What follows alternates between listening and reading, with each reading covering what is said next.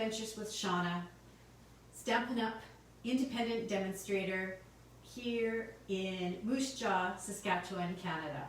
Welcome to my Tuesday tutorial on, let me check, I can check on my new watch here, the 19th of January 2021. It's 9 p.m. In the evening here in Moose Jaw.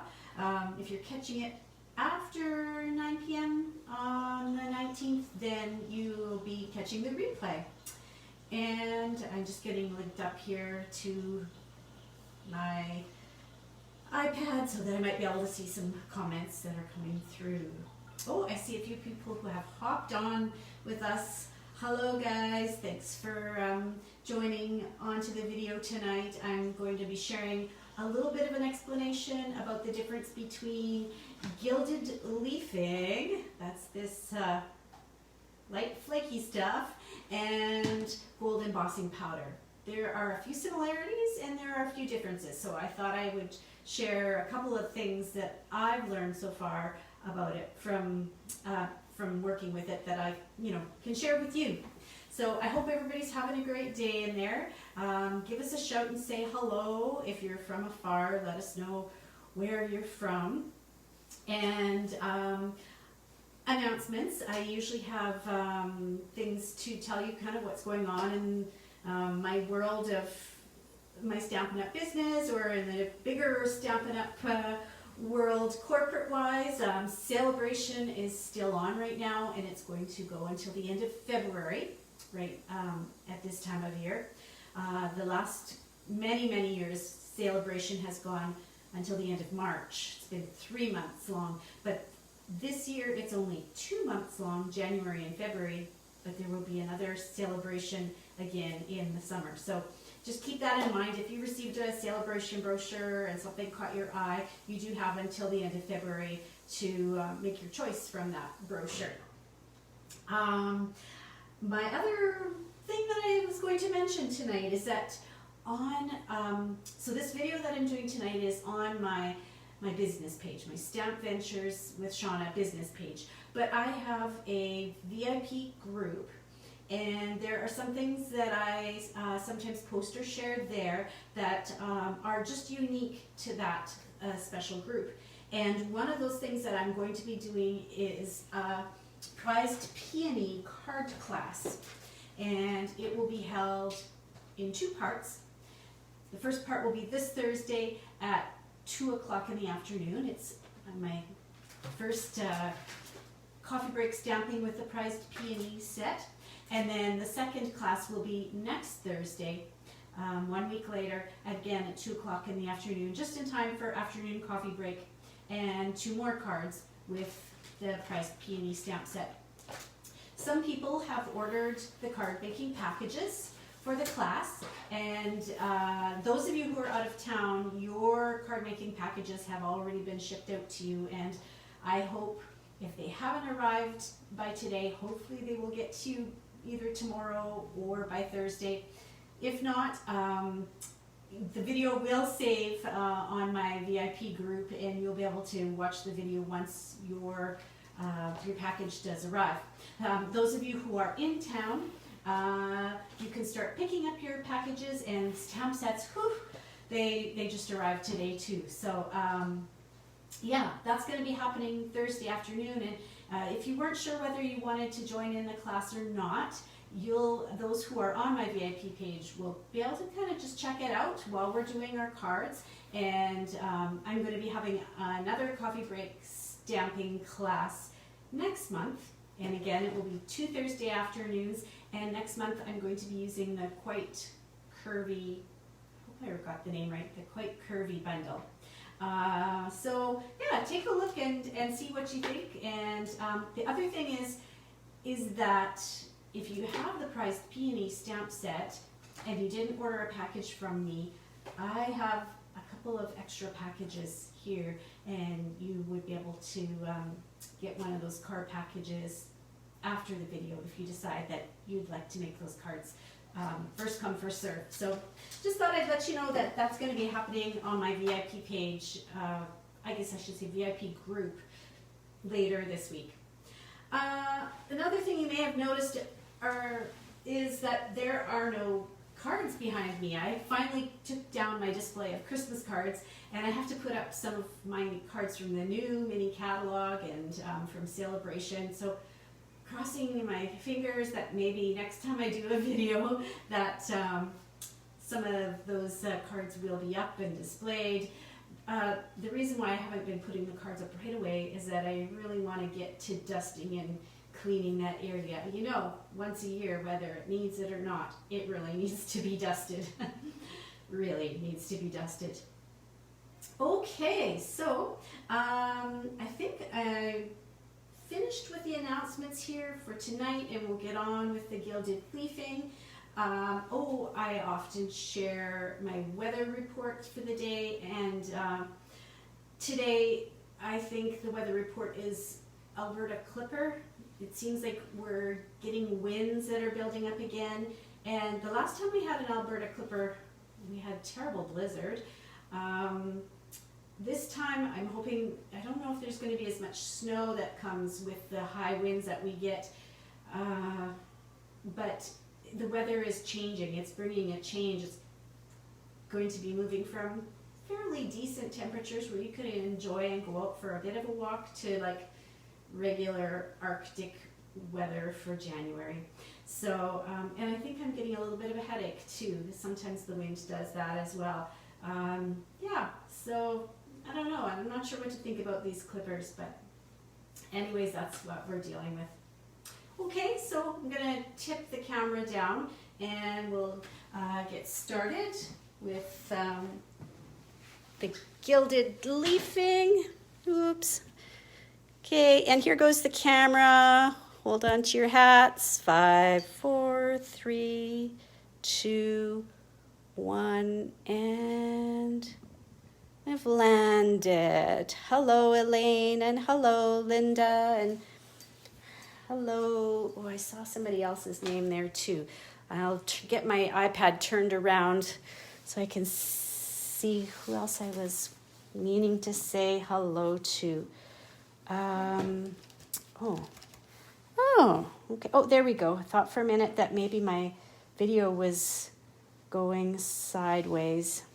No, it's not. I think it's going the correct direction. I just need a little course correction there. And Tracy and Lydia, and there are a few of you. Now, for some odd reason, Lori, that's who else is there too. For some odd reason, the comments aren't coming up on my iPad like they normally do. I'm getting some notifications that people are there watching, but the comments aren't coming through. So if it appears that I am ignoring you, I'm not really. It's just that I might not be seeing them as they're popping up. So yeah, hello to all of you. Sorry that I'm not able to see them here on my iPad. Okay, I'm just going to switch to my microphone.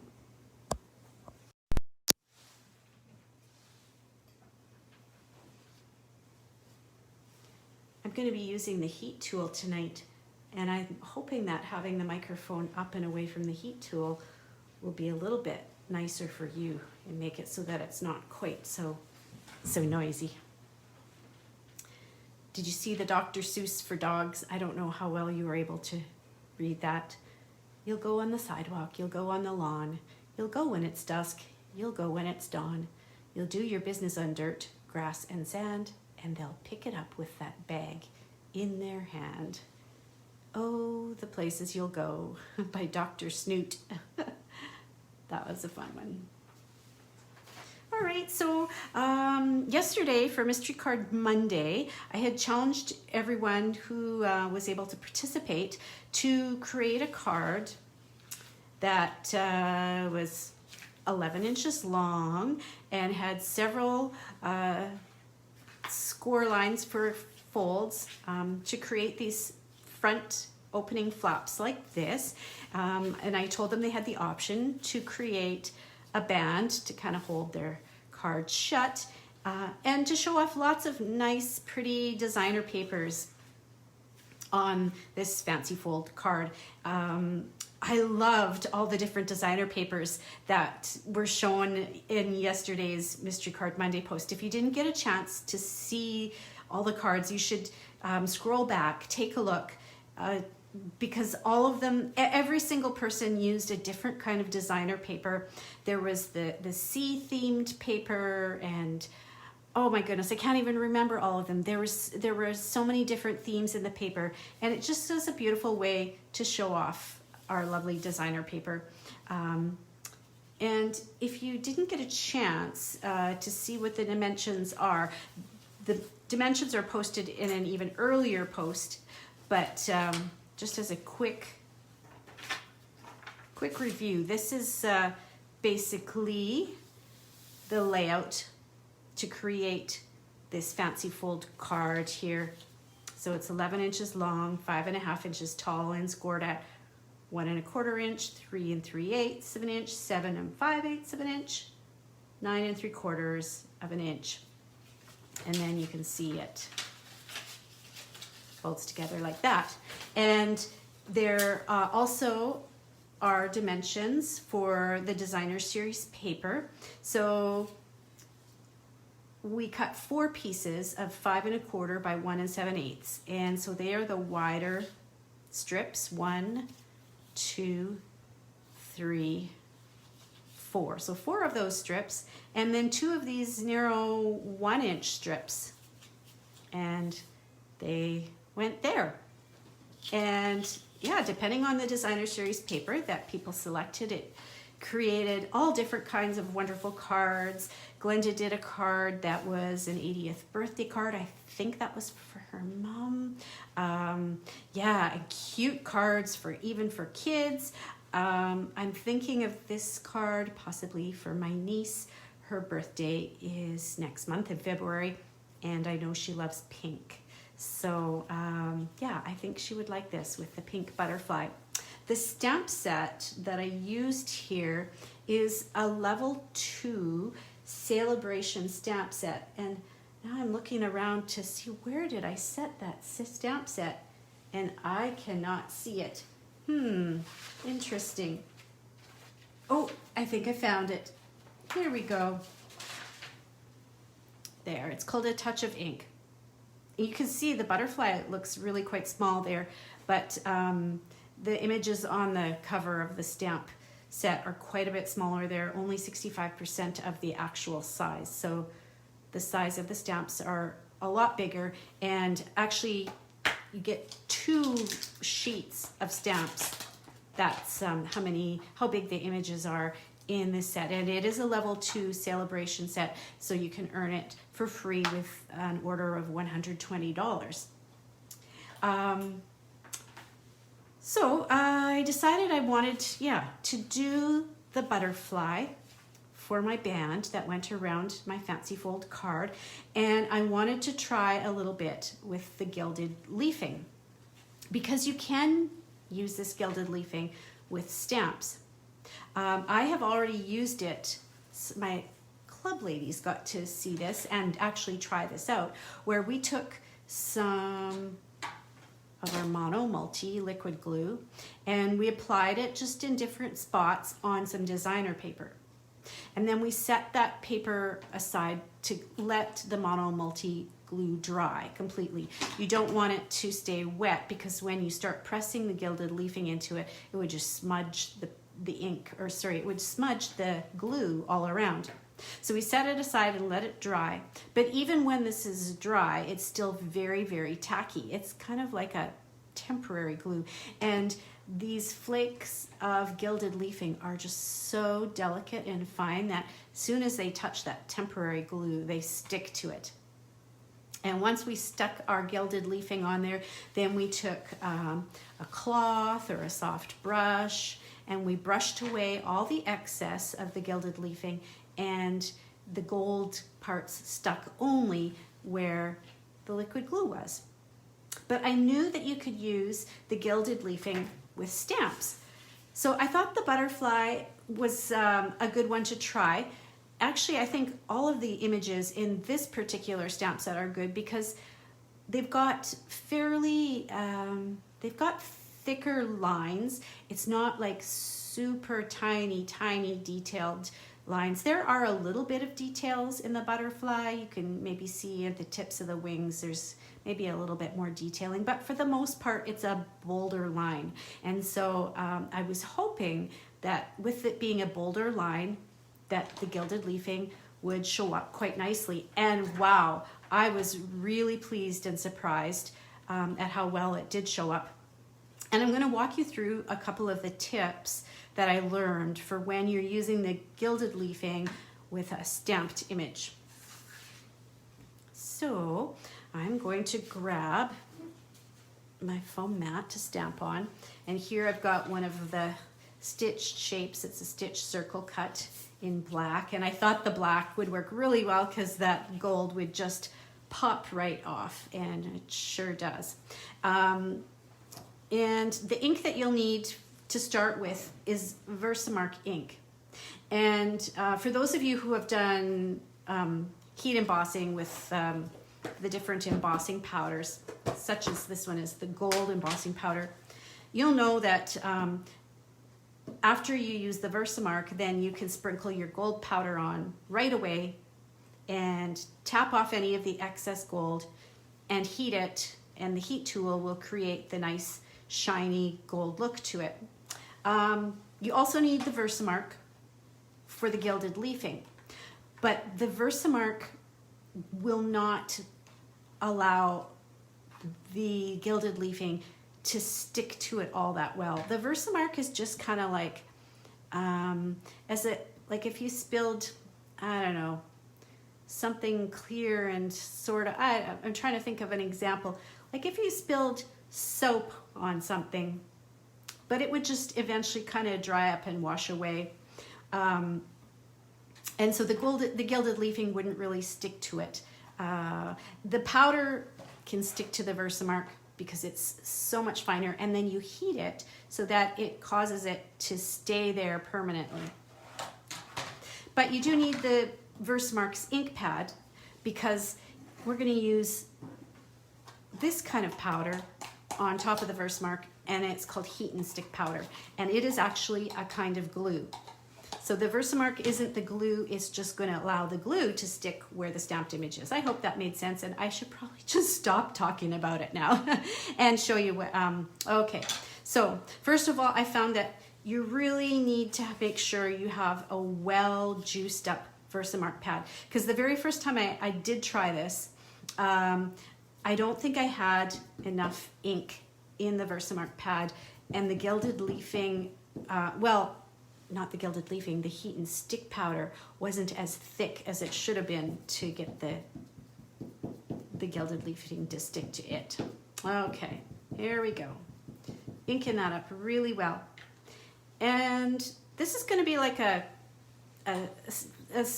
multi-step process that pretty much goes bing, bang, boom, one right after the other. So I should probably just get this ready. I'm going to dump a little bit more of the gilded leafing into my container. So I suggest, yeah, like a container that has sides on it is really important.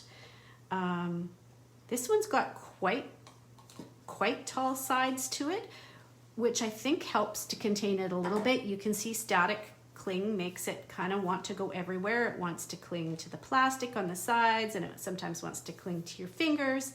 I was thinking that, you know, those takeout dishes that you get Boston Pizza takeout in, you know, the black containers with a clear lid, those might work really nicely too. They're maybe not quite as high around the edge, but they give you a nice big surface to be able to set your gluey project into so that the glue will cling to the leafing. Okay, so that's ready to go. I just wanted to make sure that that was set, and my heat and stick powder is set. And over here, got my heat tool. It's gonna get noisy for a few minutes when I get to that part.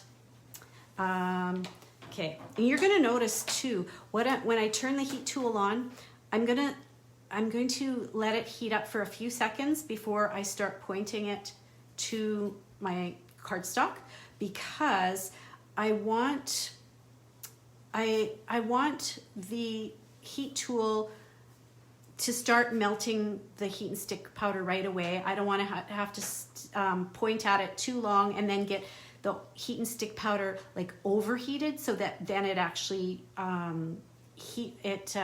hardens and dries up. I want it to stay to be melted and just melted and sticky, not overheated and cooked and dried up. Okay, so here we go. I think I've got all my parts ready to go. I'll make sure that one last time that this has a lot of good Versamark ink on it. If you've just hopped on, for some reason, my iPad's been doing weird things all day today and I can't see comments. I know that there are people there, but it's not letting me see anybody's comments that are coming through. So I'll go back and read some of them later. And thanks for checking out my gilded leafing demonstration. And I hope this helps to answer some of the questions that you might have about it. Just making sure that all that Versamark has made contact with my die cut shape. There we go. Okay. Oh my gosh, did you see that? As I lifted my foam pad over close to this container of gilded leafing, the static cling from the foam pad picked up all kinds of pieces of gilded leafing. It is really yeah, it's kind of like herding cats. Okay, here we go. So we're putting heat and stick powder on. This is not an embossing powder. It is a meltable glue. I don't know how else to describe that. Okay, so I wanted to make sure I get a good layer of, yeah, and the heat and stick powder is very, very fine. And so it works really well to cling to that sticky Versamark ink. Okay, just trying to get my excess heat and stick there. You'll be able to tell if I've got excess heat and stick because you might see little gold tiny flecks. It'll pick up some of that. Okay, so I want to keep this kind of far away from my heat tool.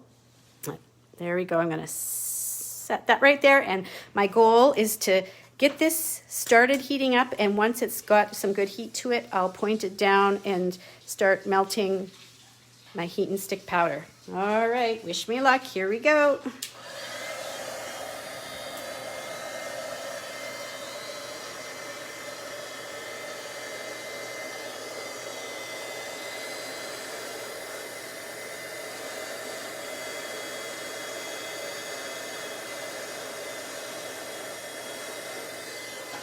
Okay, so while it's sticky and still melted, I'm going to take and I'm going to lay that sticky melted heat and stick powder, heat and stick glue right into those layers of gilded leafing. You can see it just goes in all kinds of strange directions. Sometimes when I move my hand towards the gilded leafing, it pushes away, and sometimes it clings to me. It depends, I guess, where the charge is, the static charge. Okay, so now doesn't that look pretty? I found it really hard to believe that I was going to get a butterfly out of this. I could not see it happening. And even as I was starting to peel it away with my finger, I'm like, yeah, this isn't going to work. How am I really going to be able to tell this is a butterfly? Yeah, I don't know. It doesn't look so great. But then somebody said you can grab a sponge or a soft cloth or a soft brush. Here, I've just got like some paper towel, and I start to, once I got the main parts of the leafing, excess leafing off, then I started going in circles like this with my cloth or brush or whatever it is that you're using. And lo and behold, look at that. A butterfly emerges from all that crazy leafing stuff. So it's messy. I would say that it is somewhat messier than gold embossing powder. Because gold embossing powder can be messy too. And the thing about embossing powder is that it feels gritty. After you've used it, you feel like every place around your workspace is kind of gritty. Well, the thing about this stuff is you don't feel it. It's so light. It's almost like air. It's like feathers. It's almost like there's nothing there. So it's messy. It looks messy, but it's not got that grittiness to it that embossing powder has. So yeah, I guess there's that. If you don't like the texture and feel of embossing powder, this is a little bit nicer. So there we go. Yeah, a gilded leaf butterfly. Bet you didn't know there was that kind of butterfly before. Now, I did say, like, I've been trying to show you some differences or tell you some differences between the gilded leafing and the gold embossing powder.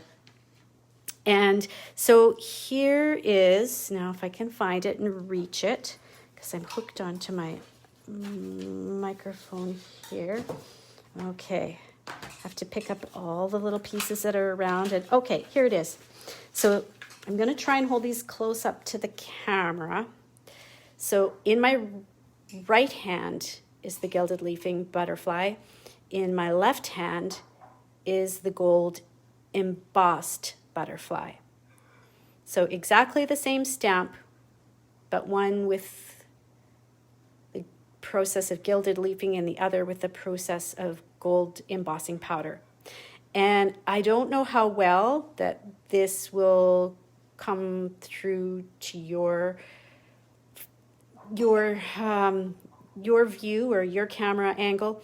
What I find when I hold them together in real life is that the embossed butterfly does retain a little bit more of those really fine lines in it. So here at the tips of the wings, and you might have seen that when I showed the picture of the stamp set, the case, the front cover of the case, there is some detailing in there. You start to lose some of that detailing in the gilded leafing here. And I'm going to move my lamp just a little bit closer. Okay. Ooh.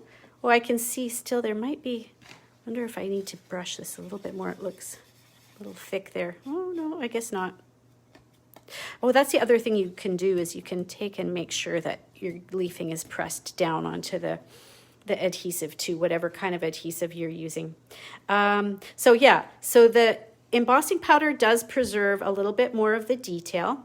The other thing that I noticed between the two is the gold embossing powder is more copper. No, not copper. Is that the right? Copper is reddish. This is more brownish, more brassy, more earthy, where the gilded leafing is really, really bright. It's a yellower color. Yellower and really, yeah, really super bright. Not that the gold isn't bright either, but the gilded leafing is, there's something about it that, yeah, it makes it pop extra and is just a few shades lighter. So I hope that gave you some idea of how you can use the gilded leafing to stamp with. If you're going to stamp with it, you do need to have heat and stick powder. And the heat and stick powder comes just in a little container, pretty much like our embossing powders do. And you use it just like embossing powders in that you need to have the sticky Versamark ink and make sure that the Versamark ink is well juiced up so that it really sticks well. Be careful that you don't overheat your heat and stick powder because you don't want it to dry up. The gilded leafing might not stick as well if this is hard and dry. And you don't necessarily have to use heat and stick powder. You can use gilded leafing will stick to anything that is really sticky. So you can draw pictures and images and lines with the mono multi-liquid glue. You can create a line with your tape runner, or I saw somebody, some of you may have seen this too, a gal who put glue dots. She put glue dots all over the front of her card, and then she stuck the gilded leafing to the glue dots and, you know, just took the soft cloth and brushed off the excess, and she had these beautiful gilded polka dots all over the front of her card. The tear and tape too, you know, that's our really super strong double-sided tape. That would work well to do lines or edges, you know, if you wanted to, the edge of a card or the edge of a mat on a card, this would work as well. The gilded leafing will stick to anything that's any kind of an adhesive or glue, and in whatever shape that you can create it in. And it is a lot of fun to play with. Like I said, it is a little messy, but it doesn't feel nearly as annoying as all the little bits of embossing powder do. And it vacuums up really well. And I learned how well and easily it vacuums because when I got my very first order of gilded leafing, I had 2 containers of it, and well, the box that came was completely destroyed. It was in the Christmas rush, and I think UPS must have been playing football or something with my box. It had holes in all sides of it, and the gilded leafing had broken and just gone everywhere. And there was actually a trail of gilded leafing leading up to my house where the box got dropped off on my doorstep. And I pulled out my vacuum, and I mean, other than it sometimes, like I said, there's static and it wants to stick in certain places. Once you come along with that vacuum, it suctions up really quickly and easily. Now, you might have noticed there is a warning sign on the container, and it does say, I think this is important to know. Where does it say this? Okay, I guess it doesn't say it here. It probably says it in the catalog, but it's not something that you want to, okay, so there's a little picture of a fish there. You don't want to take and dump this into our water system because it's not good for water life. For animals, fish and animals that live in ponds and things like that. So you want to keep it contained, and if you needed to discard anything, then it would get sucked into a vacuum bag or in a bag, in a Tide bag for the garbage can. So yeah, that's the gilded leafing, and I'm gonna go finish off this video now and check through your comments to see if you have any questions about it, and I will try and answer back to you. And I don't feel like I can say I'm an expert on gilded leafing by any stretch of the imagination, but I'm starting to learn about it and having lots of fun with it. And I hope if you've got some, make sure you pull it out and give it a try, because it's not as intimidating as it looks. It is a little messy, but it is a lot of fun. And if you're in Canada and you'd like to try some of the gilded leafing, I can hook you up through my store with some of that. So give me a shout about that too. And thank you to all those who have joined in tonight for the video. And we'll talk to you again another day. Bye for now.